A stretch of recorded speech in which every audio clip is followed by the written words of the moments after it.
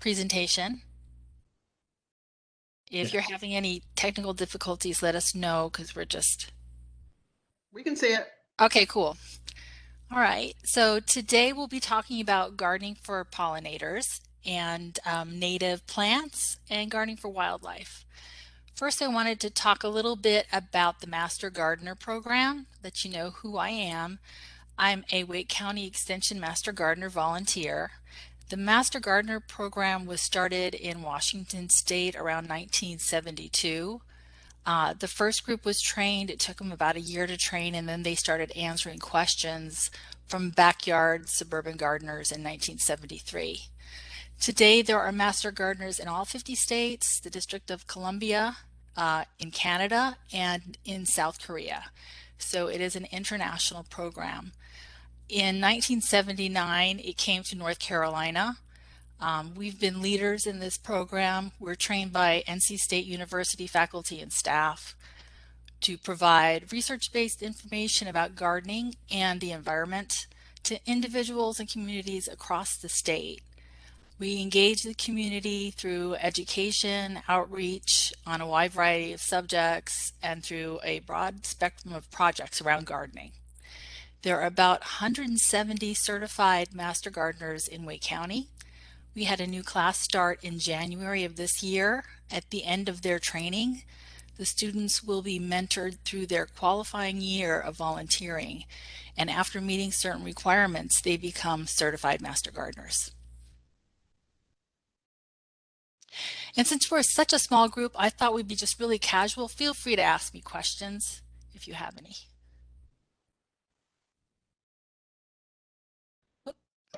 Sounds good. Okay.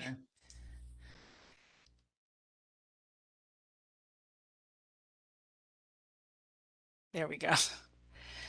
All right, so I've got some pretty pictures here. Upper left, we've got the tiger swallowtail, a pretty common butterfly. Upper right, we've got their swallowtail caterpillar on parsley. The middle, we've got bees on edible borage, and the lower left, an orange sulfur butterfly. These are the things we want to see in our garden. Common pollinators are bees, butterflies, moths, beetles, and hummingbirds. And most gardeners really like the last one, the hummingbirds, and of course, butterflies.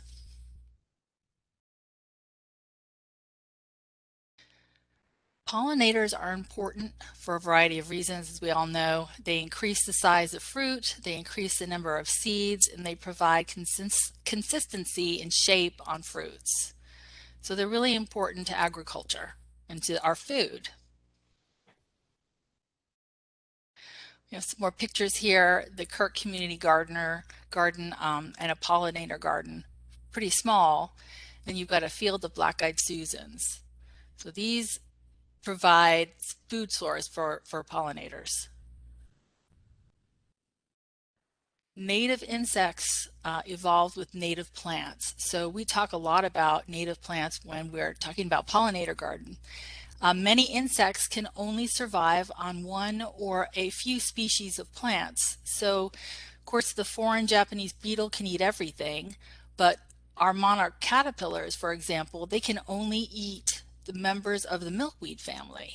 So most insects co-evolved with a set of plants and can only feed on those plants.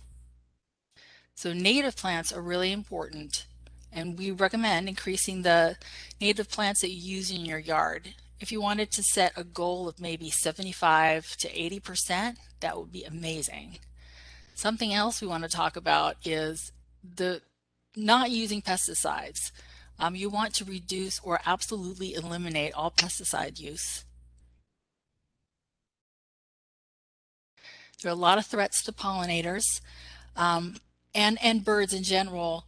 We've lost a third of our songbirds in North America since 1970.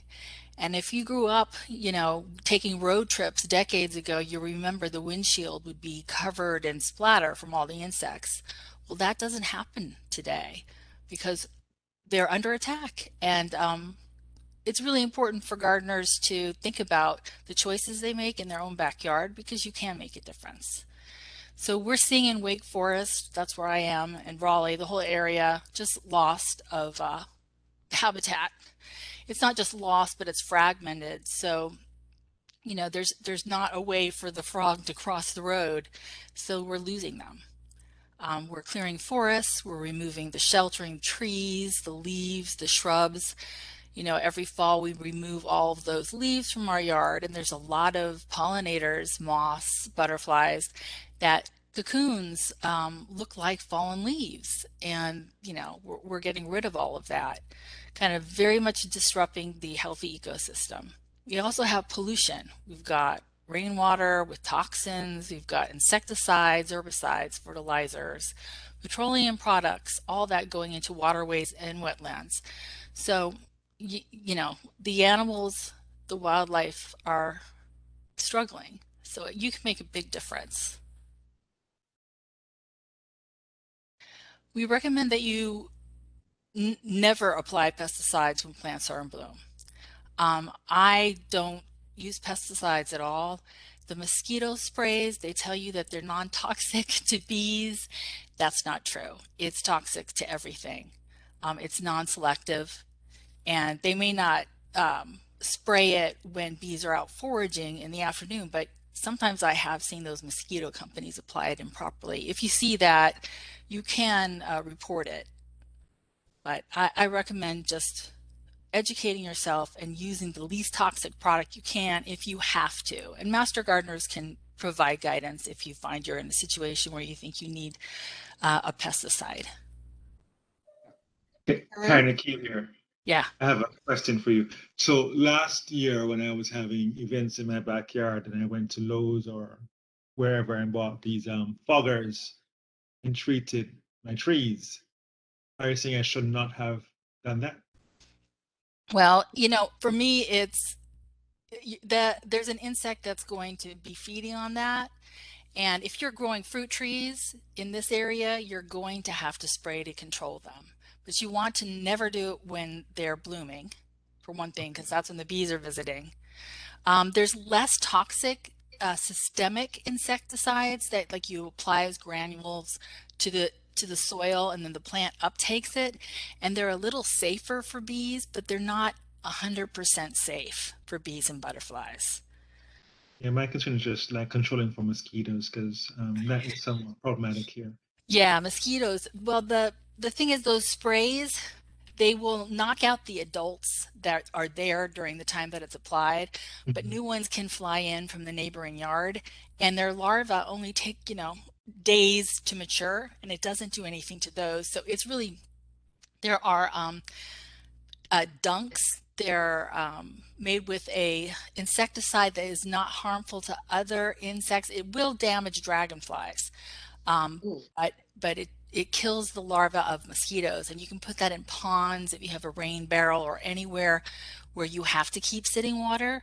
But the real way to control it is to visit your yard after rain and tip over all those saucers, get rid of all the standing water, shake the water off the tarp on the boat. If you've got a hollow tree area where water sits, do something to fill that in. Just don't let water sit. That's the best thing. And to do it neighborhood wide. Get Yeah, your neighbor to do the same thing. yeah, that's the Yeah. hard part. I'm That's sorry. that is a hard part. And you kind of educating your neighborhood about the standing water and getting rid of the breeding grounds. That's the best thing to do. Okay. All right.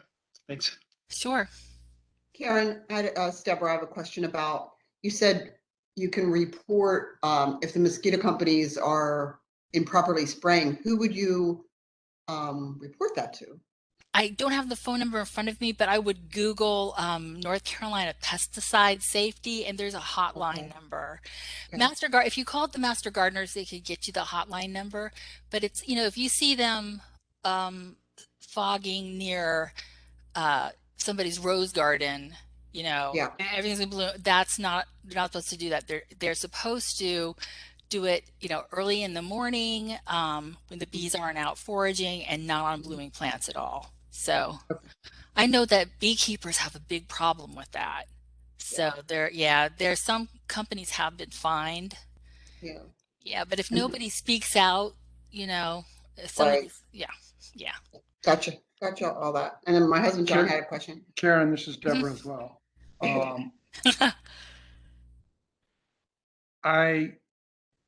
It's kind of a, if I don't remove the leaves from my yard, we have 12 oak trees in our backyard. And if we don't remove the leaves, it will kill the grass. And I know that it might be good fertilizer, et cetera, to leave the leaves, but I would like to have some grass in my yard, and I'm conflicted about that. I understand. I negotiate this with my husband. We have a area of the yard where we just rake the leaves to, and they can stay, and it doesn't impact the grass. So if you can do something like that, leave as many as you can. That's what you can do. Like if you can't go 100%, do as much as you can. Because in that leaf litter, there are, lightning bugs, fireflies, Luna moths, all kinds of cool things that, we didn't think about. And now we know because research has been done that we are getting rid of some important animals that we need to have a healthy environment. So whatever you can do. Do you have any idea how many leaves 12 oak trees produce? I probably have 20. So yeah, I do. It's a ton. It's a ton. And we have islands that the last few years, this past year, I kind of raked it clean. But before that, I would just put a lot of the leaves up in that island. And it just started to pack up and pack up and pack up. And you walk on it and it becomes spongy. So how would it be if I rake the leaves up onto the island? And we have 3 islands. They're not all that big, but raked them up as many as I could on those islands. And then the following summer, clear it off. Yeah, that would give them time. That would give them time to, complete their life cycle and move on to their adult phase. So absolutely, you could do that. You might find that they compost really fast when there's that thickness that they break down. So it kind of depends on the moisture we get in a winter, but I'll find that I have piles that get 4 feet tall when, at the end of fall that are down to a foot by spring. Because there's just that microbial action happening, and I get this amazing compost. So yeah, that's exactly what I had out there this year. Yep. Thank you. You're welcome. That's the best answer that I have heard. I like that. Thank you. Sure. Okay, so how do we welcome pollinators? We need cover, a shelter, water, and food. And oftentimes we don't consider the cover and shelter, and it's often the pile of leaves because they've co-evolved to look like that. That's their camouflage. Okay, so the key to success is providing all these elements in a suitable arrangement. You want in your pollinator habit plants that provide. Karen, sorry, could you go back to that one and say more about the coverage and the water? Oh, sure. Yes. When you say coverage, is that like trees above? Trees, shrubs, multiple layers. So, birds like the trees so they can be away from the ground predators. But having understory shrubs, that's really important for a lot of species. So in my garden, we have ground covers, we have taller perennials, up to shrubs, and then tree canopy as well. The more of that you can provide, the more diversity, the more diverse animal population you're going to be able to support. Probably the best thing to bring to a garden if you really want to attract lots of birds and interesting things is water. And if you can have moving water, that's very popular. We don't have any problem attracting birds. We got a bird feeder, and we probably get hundreds of birds coming every single day to the bird feeder on probably 17 different varieties. That's awesome. Yeah. That's not a problem for us. It's our version of watching a television show. I totally understand that. Yeah, my husband and I love it. we love watching all the different interactions, especially this time of year. You know, the bluebirds are already looking for their nesting Yes. places. Yep. It's fantastic having water. We have we have frogs, we have toads, we have all kinds of things they come and visit. We have tree frogs. Yes, Yeah. yes. So anyway, we let you go on to your No, presentation. that's fine. That's fine. I'm glad. Just yeah, feel free to ask. So and food, and we're going to talk a little bit more about what food means. Okay, so we want plants that provide both pollen and nectar, as well as a place to nest. Native plants are the most effective at attracting native pollinators because they've co-evolved. And you mentioned, Deborah, that you have lots of oak trees. Well, oak trees are the most valuable native plant that we have. They support some 500 different species of animals. So they're like numero uno for having an environmentally friendly plant. There are other plants like our native dogwoods, our native red buds. They're also really good, and they provide host food for a lot of butterflies that can only eat that particular kind of plant. So later I'm going to give you a list of the top 25 perennial pollinator plants. Whether you buy native or non-native, you definitely want to use plants that provide nectar and a place to rest. So a nesting place, a hiding place. Okay. And this link, I'm going to provide it at the end. This is a fantastic place to visit. It's in Chatham County, just south of us. It's called the Pollinator Paradise Garden. And on this website, you can find photos by month of what's in bloom. So if you're thinking about, okay, my garden looks great in June, but it's a little bare in September, you can go look at this website, see what's blooming in September. It's a native plant for the most part. I think it's like 90% native plants that they use there.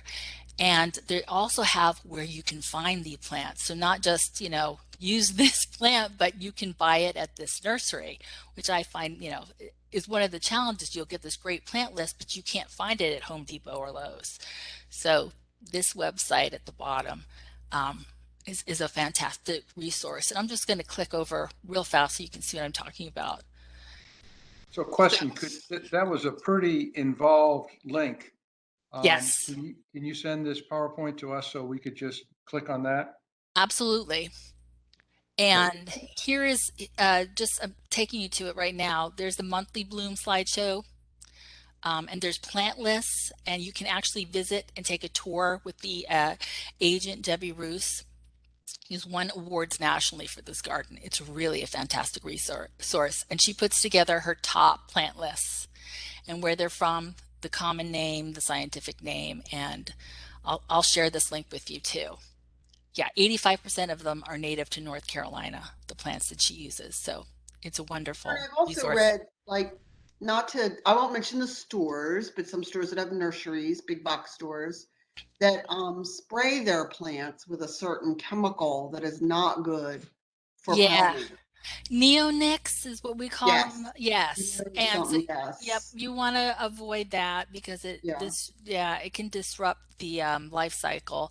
So here's one of the things: if you're gardening for pollinators, you have to be able to tolerate some damage. I think that's one of the biggest changes as you become a gardener is at first you're like, oh no, something's eating my plants. What do I bomb it with to stop this damage? But as you start to realize, hey, that's a leafcutter bee. That's really kind of cool. That, that parsley got eaten by a caterpillar that's turning into a butterfly. I'll just plant extra parsley, extra. Some for me and some for the animal that I want to become that butterfly or moth. So that's a big thing is understanding that, if something isn't eating your garden, that's bad. You're not part of a healthy ecosystem if you're putting chemicals all over it to kill everything. So there's beauty. You're feeding those. Caterpillars are the best food for birds. A Carolina chickadee takes something like 5,000 to 7,000 caterpillars to feed one brood. So yeah, that's a ton. That's why we're losing our birds, because they don't have enough food to eat. Even hummingbirds, they eat insects as well as nectar, and that's how they feed their young. So insects are like the backbone to everything. So, okay, so one thing that master gardeners talk about all the time is soil testing. This is a free service April 1st through Thanksgiving from the North Carolina Division of Agriculture and Consumer Services. And if you go to the farmers markets and see the master gardener booths, you can pick up kits there. You can also pick it up from the extension office, from the soil testing lab, which is down Reedy Creek, kind of across from the Art Museum in Raleigh. And by taking a soil test, you'll get the results back that'll tell you what fertilizer you need, if you need to apply lime because your pH is out of whack. It's really important to do that rather than just keep applying chemicals, because we know it can leach out. It can pollute the water. We can have algae blooms that kill the fish. So one of the things that we really recommend is that you soil test every 3 years if you're gardening, so that you keep up to date with what's going on with your soil, and you use, more, you get to more from the chemicals to the more organic way of supporting life. It's just so much better. If you rely only on True Green chem lawn to take care of your lawn, you're going to have to apply more and more chemical year after year until it becomes kind of not sustainable, and it stops working for you. But if you build healthy soil, you need less and less fertilizer, and it just sort of takes care of itself. So that's something that we definitely recommend as part of just being a good steward of the environment. From November through this time of year, it's $4 for the tests. Still a really good value. So if you're interested in that, I can give you more information. Aaron, Yes. in my front yard, I think the grass is allergic to that location. Right. And for several years, I put fertilizer and then seed, and shade seed, because it's shaded almost, probably 80% of the day. And I'm not sure, do I just keep doing that? Putting those fertilizer beads and then seeds, You or, know, no, I would get a soil test so that you absolutely have scientific information you can base your next decision on. I've done soil tests for people who applied lime every year for 20 years to the point that our typically acidic soil is now alkaline in their yard. So all their camellias and their acid-loving azaleas were all dying because the pH was so out of whack. So that's something, just get a soil test it. And from what you're explaining, I think it may be such a shady area that you'll want to think about alternatives to turf grass. And there are many. So you might want to do something like mondo grass or moss lawns. Got really popular. There's a place in Raleigh called Moss Stone and Garden. They were on Martha Stewart, and I mean, I've been there. It's absolutely stunning, the different species of mosses that they have as lawns. So there might be an alternative that is just easier for you if turf is just not working. and one other question, at least at this moment. We're on a bit of a hill, and the water over the years, we've only been here about 5 or 6 years, but the water over the years just flows down and washes away the topsoil. And Right. so we end up with a lot of stones. So I put up a little barrier. So my question would be, who would you suggest that I contact who might come out and give some recommendations as what I could do to do something with the backyard? Um, yeah, you probably want to talk to a designer. And how about if we talk at the end of this? That's fine. That's fine. Yeah, it sounds like there's a lot of different options. You might want some terracing, or you might want to put a rain garden in, or you might just want a drainage solution to stop the water from coming down the hill so fast. So we can talk about that at the end.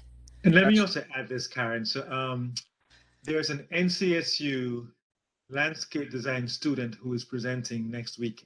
Yeah, we signed up for that. Thanks, Akil. Right. So he may have some options here for you as well. Okay.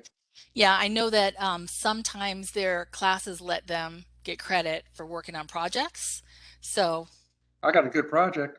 you might, yeah, that might be something that you could work out with the landscape student. Okay, so I talked a little bit about soil tests. So now after you've picked out your site, we recommend you sketching things out, develop a garden plan before you know, start going to the nursery and buying like what we honestly mostly do. We buy the plant and then we figure out where we're going to put it. It's better to understand if you're starting a new pollinator garden, you know, do you have full sun?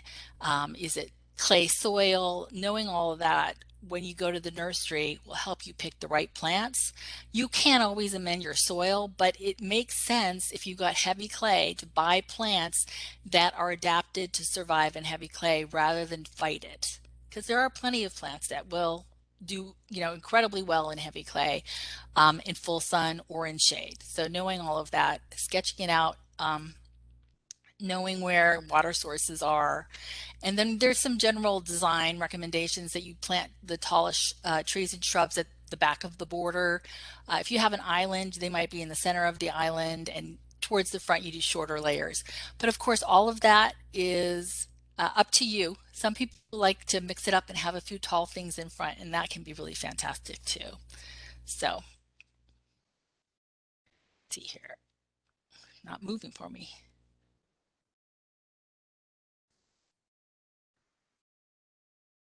Okay, there. All right. Did it go ahead? Okay. Butterflies. So why focus on native plants for butterflies Karen, and pollen? we Yes. lost the presentation. Oh, you did? Yeah. Yeah, there's no screen share. Let's share it again. Yep.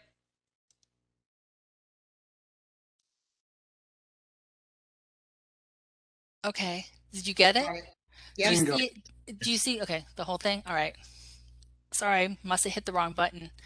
Um, well, native plants typically require less maintenance, watering, or care because they're adapted to the area where they come from.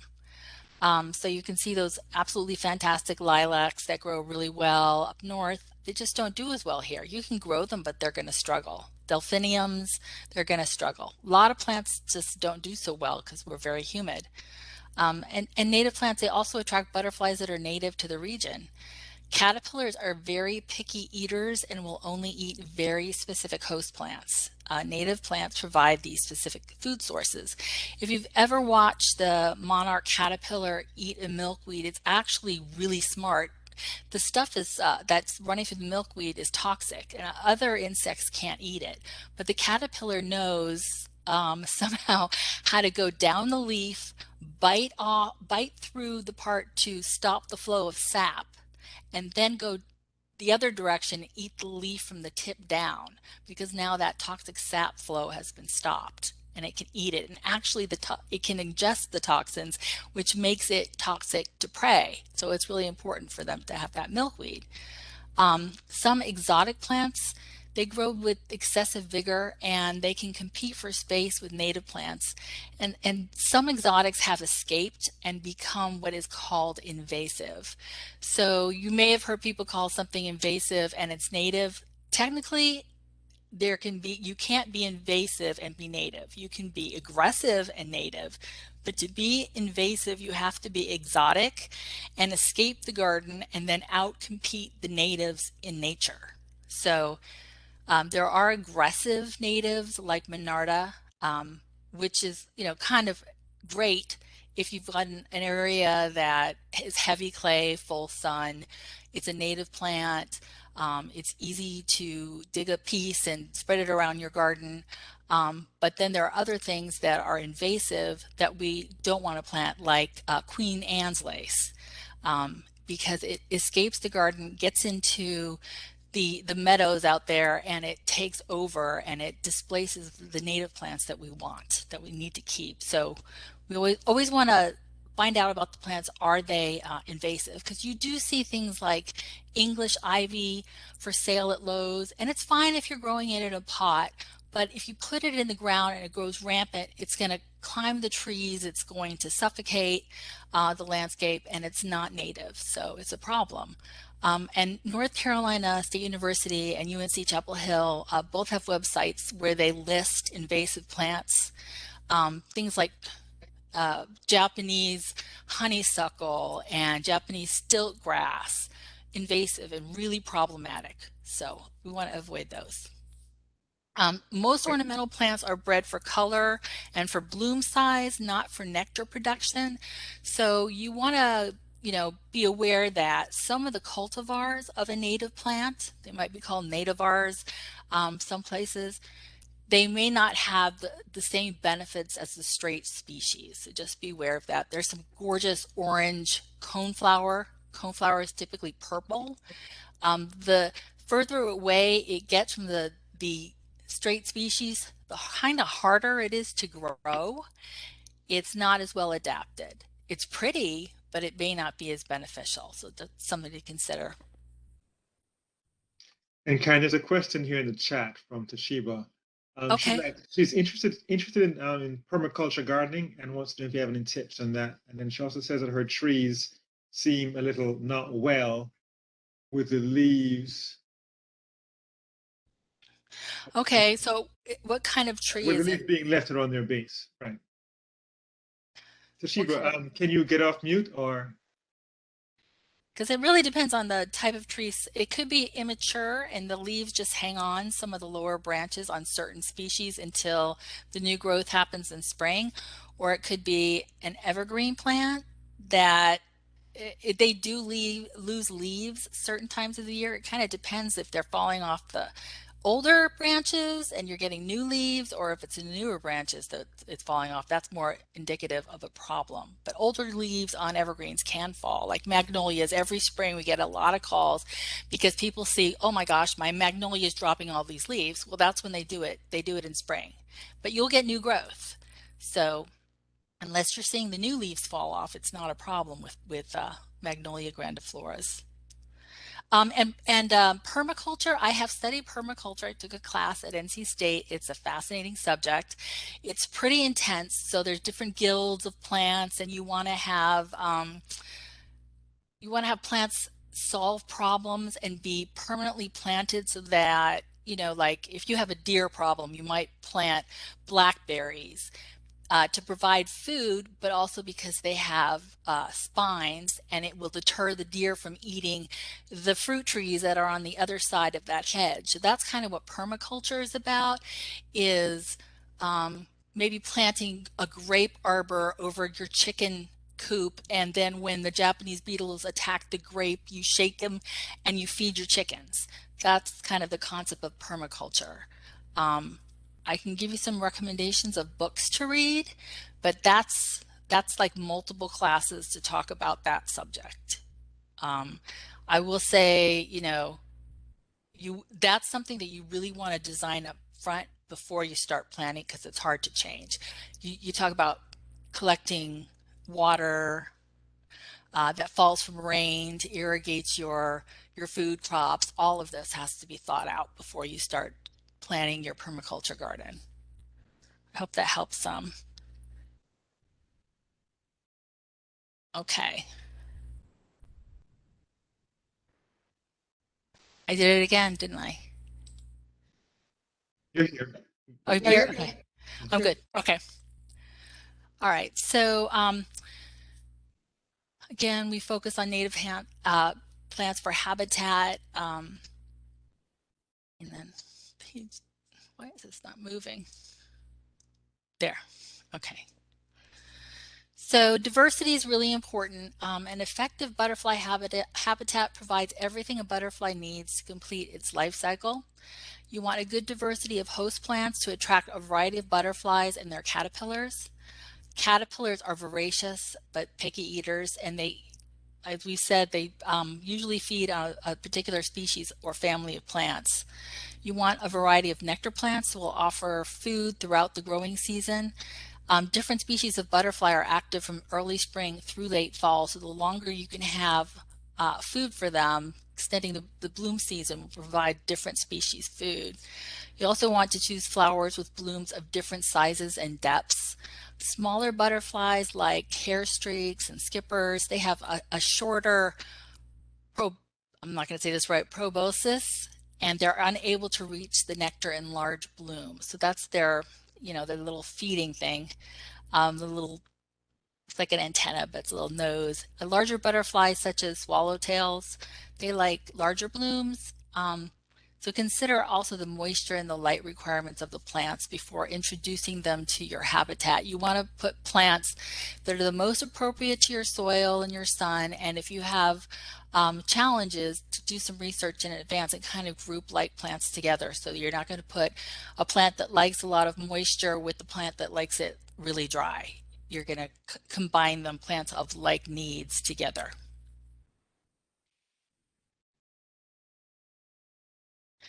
All right, so also notice in your garden and journal if you're, I journal a lot. I say I'm going to remember, but I don't, so I carry my little book around with me. Notice when you see the butterflies. Where are they clustered? Are they maybe at the mud, at the pond edges, around puddles?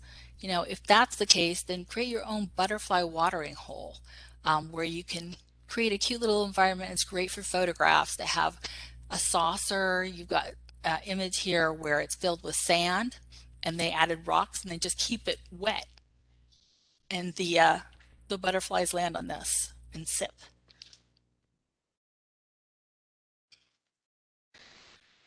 To attract hummingbirds, you want to plant a variety of flowering plants that provide nectar through the warmer months.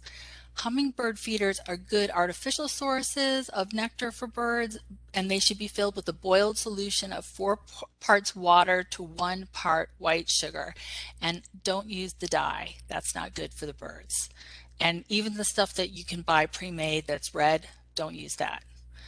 Ruby-throated hummingbirds will migrate even if feeders are left up. So, people get all excited this time of year. We're all on hummingbird watch when we're going to start to see them. For me, it's usually April, but it can happen sooner if it's especially warm.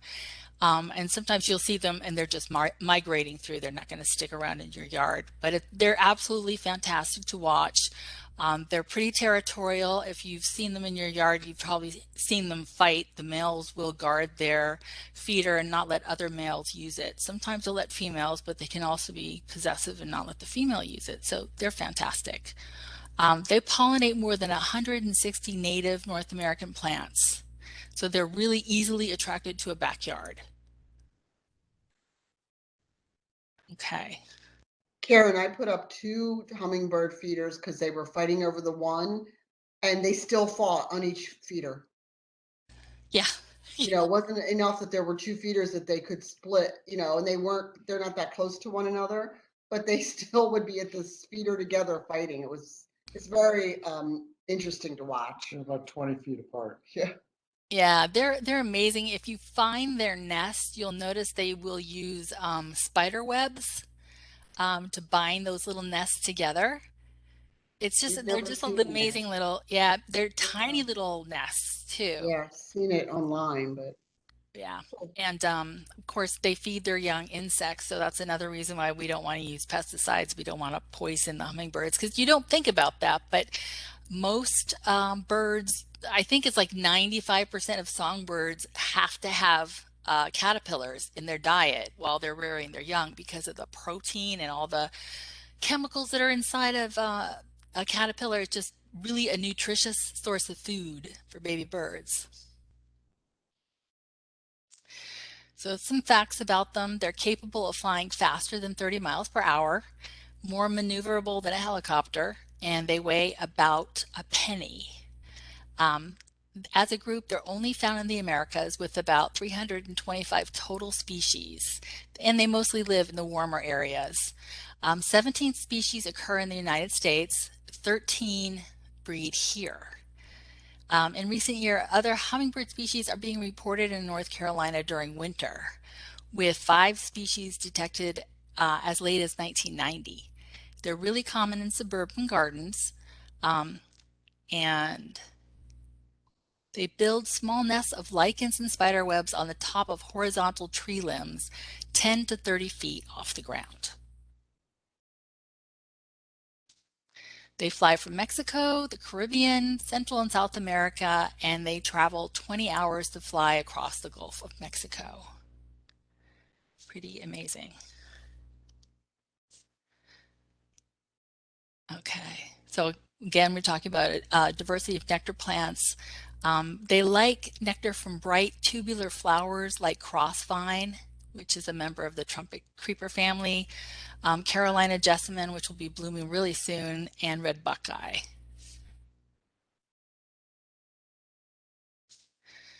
The population peaks in July. At the top, we've got coral honeysuckle, and then on the right, it's a crossvine. The bottom left, we've got wild columbine, and then on the right, that's bee balm, Monarda, that very useful, aggressive, but native plant. Karen, can you pot them? Can you just have them in a pot garden until we like get our pollinator garden going? Oh yeah, definitely.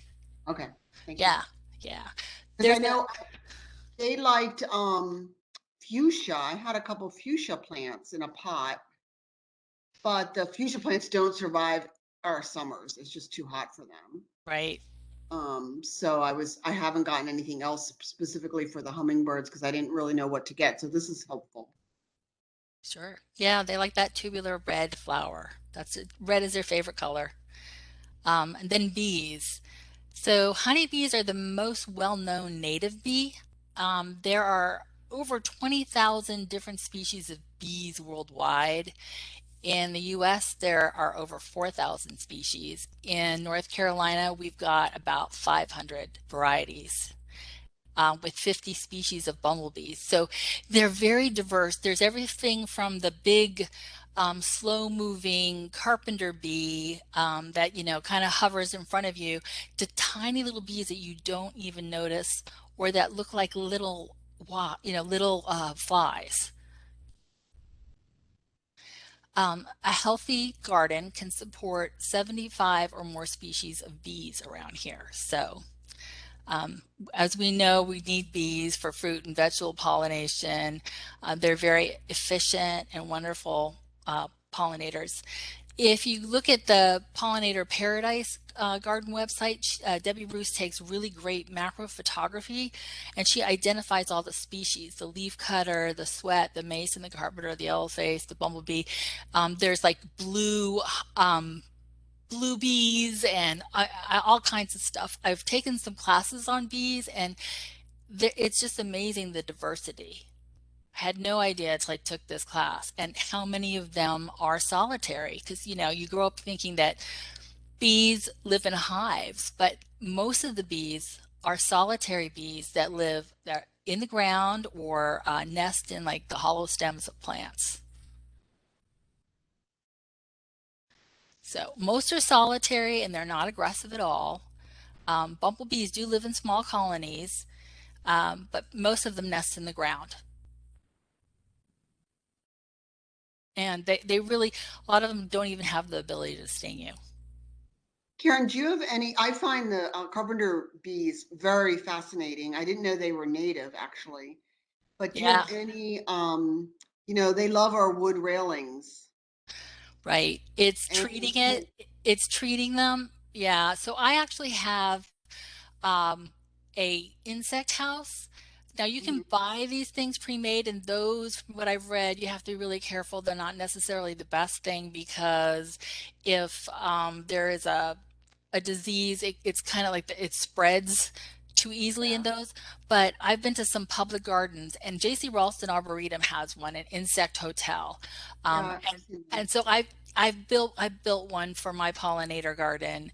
So I'm just trying to give them an alternative to my house, give them somewhere Mm-hmm. else to nest. So I leave logs around, places for them to go so they don't go to my deck. But my deck is also treated.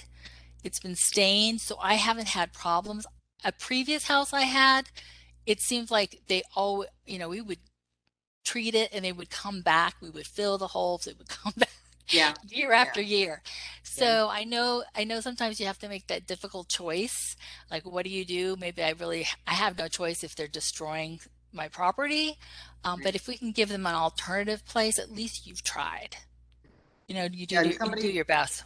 told us last year to make like a mixture of like basically diluted lemon juice with fresh lemons and squirt where they were going. It didn't help. I mean, we've tried, non-toxic, a lot of non-toxic stuff and caulking the holes from the previous year. So it's just on our railing. They don't go on our deck, They're not on our back deck that's stained, but but on they're our front right. railing That's painted. that's painted. They love that. Yeah. And see, Yeah. it's really a concern for us is that Deborah is very allergic to stings, very allergic. So You know, she carries an EpiPen whenever she goes. So even though the carpenter bees seem harmless and seem curious, that's still a risk that we don't want to take.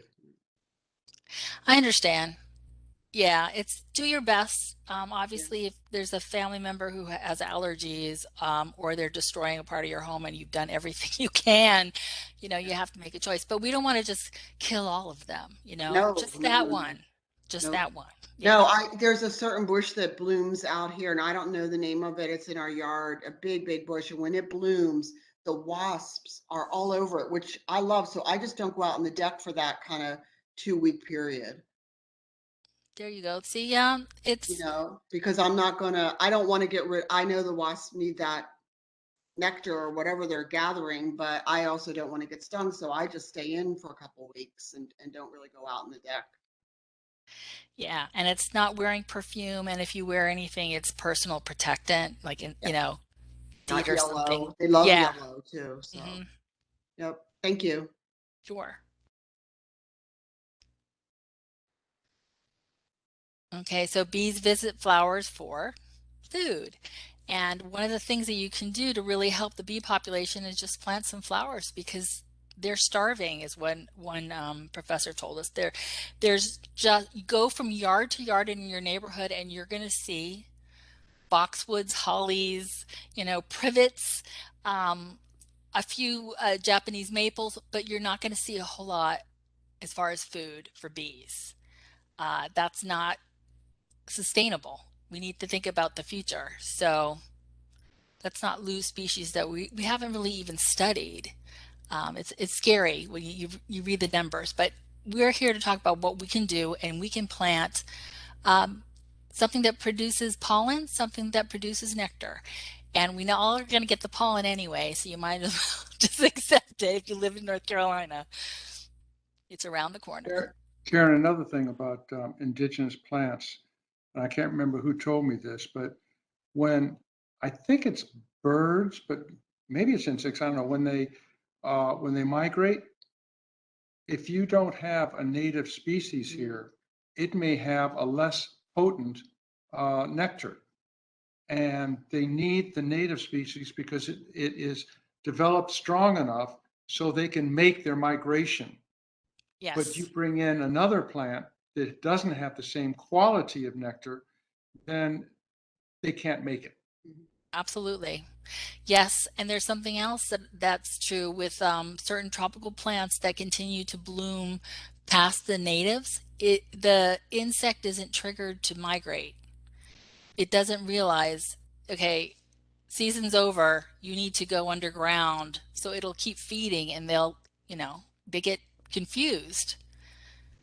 Yeah, nature it's amazing like how insects even know how to behave and all this. It's a lot to do with the communication with the plants around them. And when we interrupt that, it's a disservice. So humans just always think about themselves too much, but I think you're interested in learning about this. I'm interested in getting better about it. So we'll keep learning and doing better by and share this with our neighbors.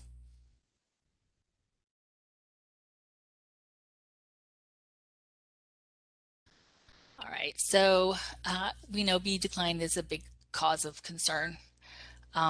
So we've got a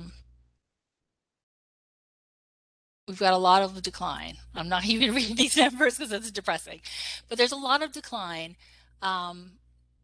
People have been focusing a lot on the European honeybee. That's the one that you see the hives that people are putting out across North Carolina, and it's wonderful to do, but it is not the native bee.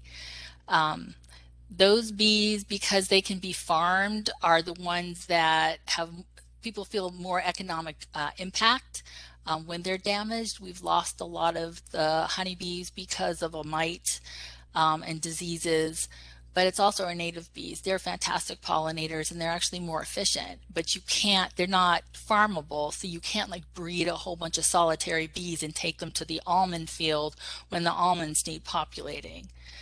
So that's why, you know, European honeybees are the ones that you see in hives that are farmed for the honey, and also because they move millions of them around the country to pollinate crops during, you know, different periods of the year when the almonds need pollinating, for example. And it's a complex problem. We can't control a lot of these things, the parasites, the diseases, but we can do something about our own pesticide use, some of the environmental stresses. I mean, a poor bee has got to fly miles and miles to create like just ounces of honey or enough food to feed its young. It's losing habitat, so we can create a little piece of habitat in our yard for them. Again, minimize pesticide use. The modern practice is called integrated pest management.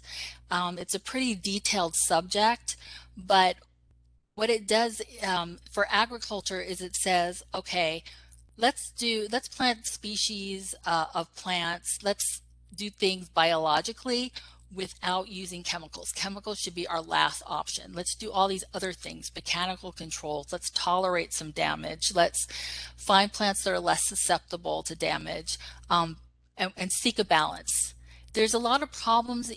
You think we've gone for chemicals in the past, and what happens is some of those aphids that we just, you know, sprayed chemicals on will live, and that aphid is going to reproduce pretty fast, and now you've got a super aphid. So you got to get more toxic with the chemical to kill the next generation. And we've been doing that a little too much, and now we've got problems where, you know, it's hurting the, as we know, you know, we've hurt our birds, you know, all about some of the pesticides that we use that hurt our, the bald eagle that we've now banned, but there's still things out there. So it's important to use. And here I've got the use natural pesticides when possible, but I want to caution you that just because something is organic, meaning that it came from a plant, doesn't mean that it's not toxic. I mean, nicotine comes from a plant.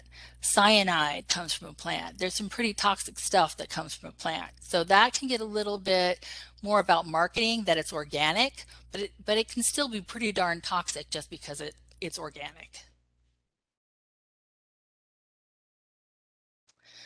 Oh, we got a hand up. All right. So one thing we know that bees, 70% of native bees nest in ground. So irrigation and aeration will eliminate bees from nesting areas in your grass. And if you're concerned about them being there, like an area that a child might play in, then apply mulch or something like that. They typically don't go for mulched ground. They're looking for bare earth, like in nature. I know there was a library a couple of years ago where they had a landscaping project in process, and the ground had been scraped of all the mulch, and native bees moved in, and they were about to be taken out, but somebody, you know, was at the library and said, hey, you've got this population of native bees. And it was really an educational opportunity.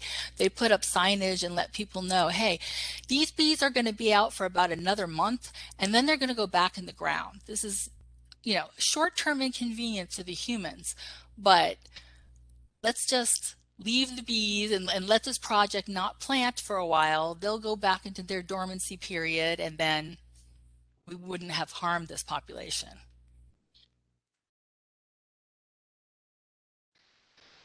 So this is not popular for the HOA, but a weedy lawn is a pollinator's paradise.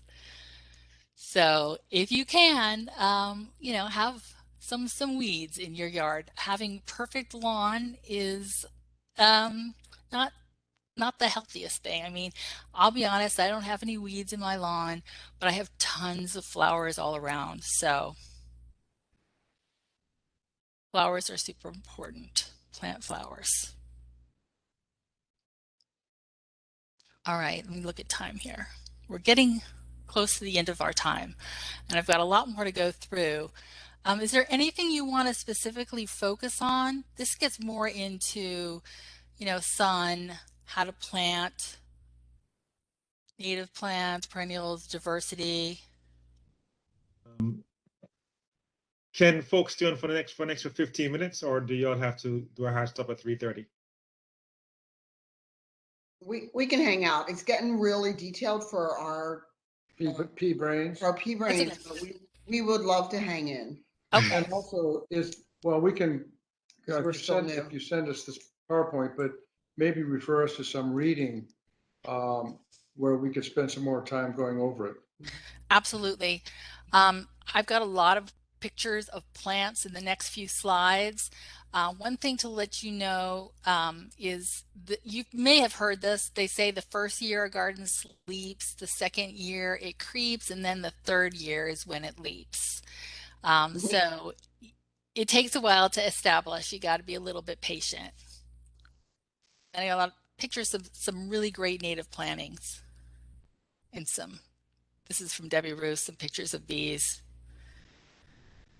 Carpenter mimic leafcutter bee on a purple milkweed in late May. You've got a late summer picture here, goldenrod, one of the most valuable plants, the little blue stem and sedum. And the goldenrod, I grow it, you got to get one that doesn't get too big because they can get like 6 feet tall. So that's the only thing to watch out with goldenrods. But just some beautiful pictures. Stokes aster, poppy mallow, a geranium in the pollinator garden. So what I'm going to do is just stop this for a second. I'm going to put this in the chat if I can manage. It's actually not letting me. I did that already for the Oh, you did? the Okay, thank you. Paradise Garden. Yeah. Yeah, perfect. Okay, that's what I was going to do because a lot of these pictures are from that site.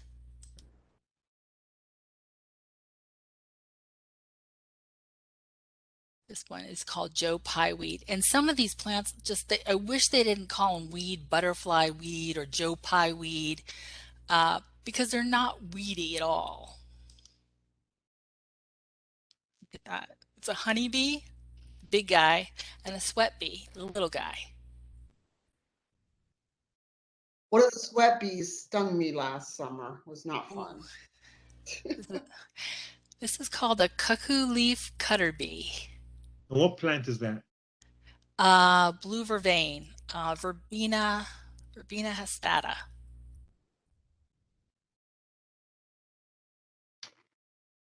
Got orange coneflower, Mexican giant hyssop, anise hyssop, really easy to grow, a hardy geranium, and a poppy mallow. Like, who doesn't want this? Coneflower. Gorgeous. I think I have a bunch of those in the front. This is a damselfly, a bluet damselfly. That's on the poppy mallow seed head. Oh, yeah, here's another one. Ants. Ants are usually awful pollinators, but there are a few plants that have managed to make this work. This is something called an elf orphan, Diamorpha smallii. And it grows only about 1 inch or 2 tall. It lives on sandstone outcrops from Tennessee to Alabama.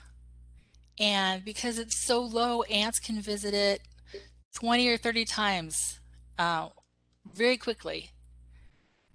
And it doesn't fall down while the ants crawl over it and it gets pollinated.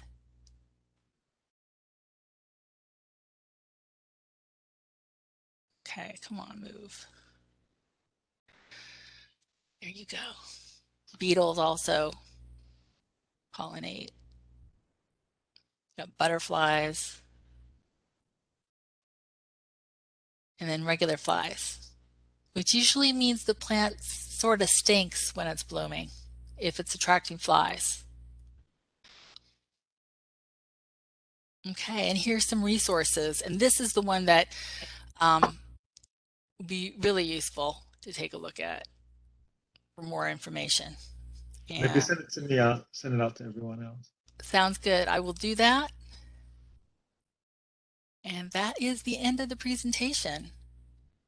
Okay, so what I bought the fall of last year, and you may think I'm crazy, but I bought a bunch of bulbs. I guess the allium, the gladiator, and the Persian blue, anemone. If I'm saying them wrong, you can correct me. A bunch of tulips, and then one thing, a thing called pushkinia. Yes. And then I also have some salvia, the red and the blue, and then some other small yellow, odd-looking flowering plants. Yeah, salvia is a fantastic plant.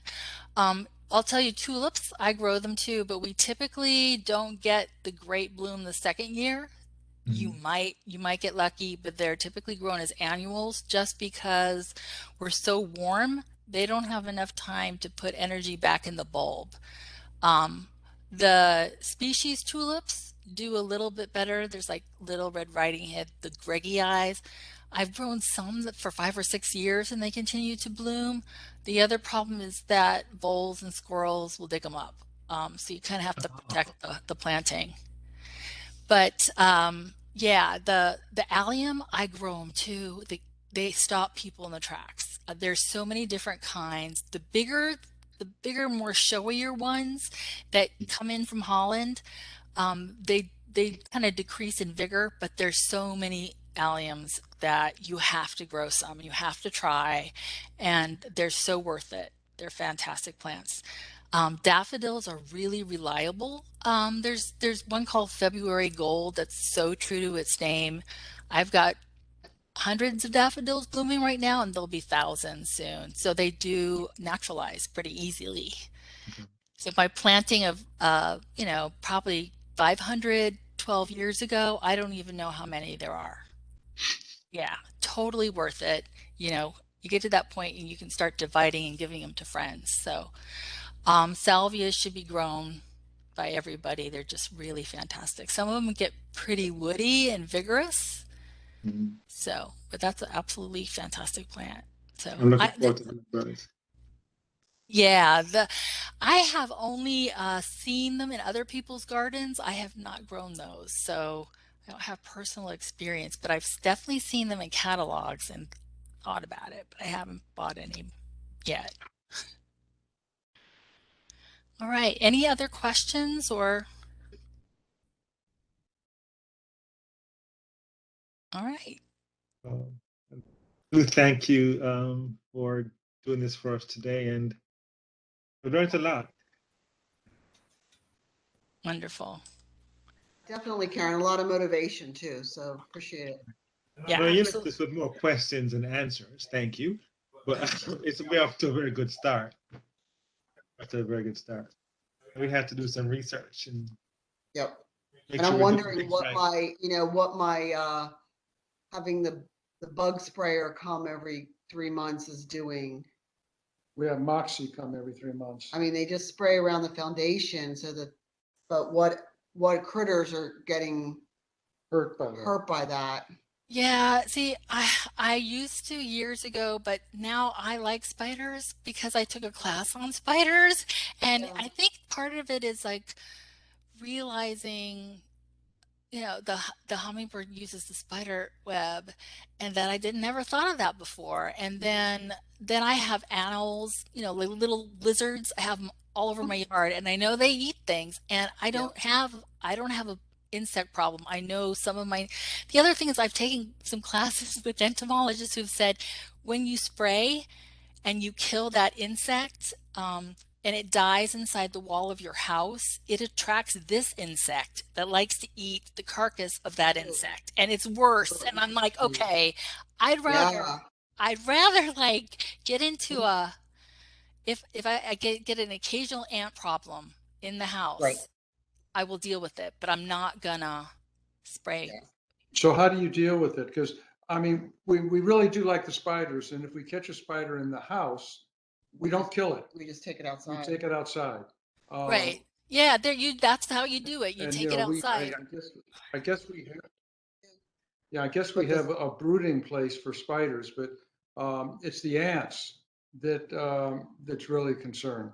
Yeah, it's finding it's sealing wherever they're Mhm. coming in from, and it's not the easiest thing to figure where they're coming from.